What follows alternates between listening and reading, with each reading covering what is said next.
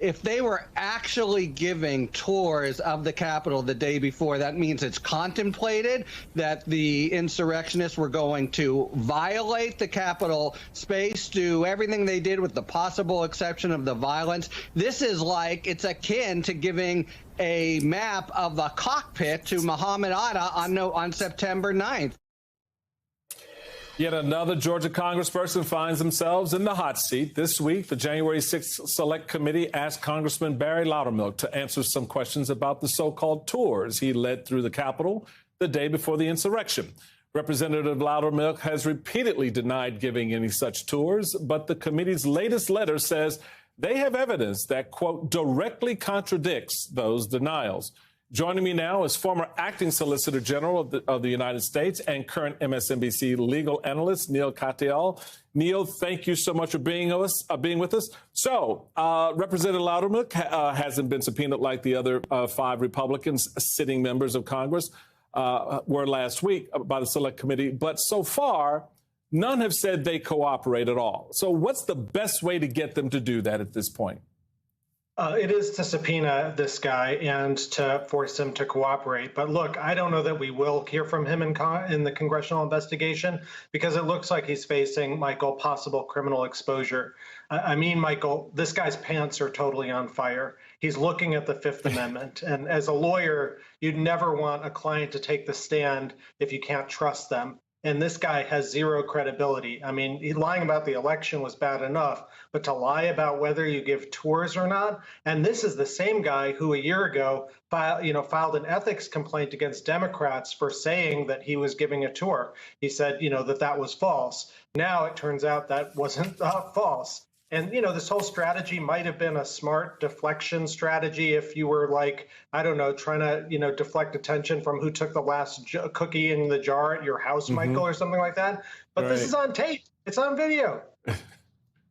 Well, and that's an interesting point, because the Select Committee also revealed it's in possession of White House official photos, right, chronicling what President Trump did on January 6th. So how significant could those photos be in terms of evidence? Well, we don't know what the photos are, but they will be obviously helpful in filling in missing gaps. So we know there's a 181-minute gap while the Congress was under attack, in which we have no idea whatsoever what Donald Trump was doing, even though he was president at the time, even though these are some of the most 181 most important minutes the government has ever faced in our lifetimes. And we also know that there's like a 7-hour gap in the phone records. Because Trump's evidently suggesting he didn't make any phone calls during that time on January 6th. I mean, give me a break. I mean, Trump is more addicted to his phone than a teenager. So they're obviously using burners or borrowed phones or something like that. And Michael, you asked about these photos, and, it's characteristic Trump. He's trying to cover it up, but he blows it because, he also wants his photo op and so on. So the Congressional Committee now has access to those photos, and that can help fill in some of the gap. Probably some of them are him talking on the phone. So it was fascinating this week as we watched the walls around President Trump get a little bit closer to him, as his personal attorney, Rudy Giuliani, reportedly testified virtually for 9 hours to the Select Committee on Friday. So what does that signal to you in terms of the status of the investigation, that they're now talking to someone like Rudy Giuliani? Well, it's hard to know what 9 hours means here because, Michael, we are talking about Rudy after all. Yeah, that's true. Good point. It might be like dog years. I don't know. Rudy's not exactly linear. 9 hours of Rudy time might be 9 minutes of you and me time. I don't know. But he's so evasive that when he finally gets around to answering a question, 45 minutes might have elapsed. So I don't know. I mean, it's obviously a long amount of time. Rudy has been trying to stonewall cooperation. I mean, he was subpoenaed back in January to come and testify. He was supposed to then come in 2 weeks ago, and he canceled at the last minute. But now he's finally come in. My hope is we've got the old Rudy Giuliani, the kind of law enforcement, law and order Rudy Giuliani, who will go and tell the truth, as opposed to what we've seen over the last years. So we got a little bit of time left. I want to jump real quick because it sort of dovetails on Giuliani. You've got Axios, who's reported this week that former Attorney General Bill Barr is in discussions to cooperate with the January 6th committee. No firm decision has been made at this point whether or not to invite him to appear in public. But what do you make of that? Where do you see that potential opportunity heading?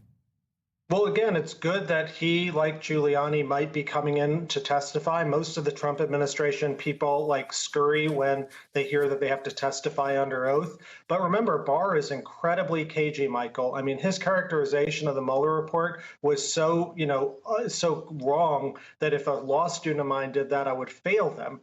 Judge Reggie Walton, a very respected federal judge in D.C., said that Bill Barr, quote, lacks candor.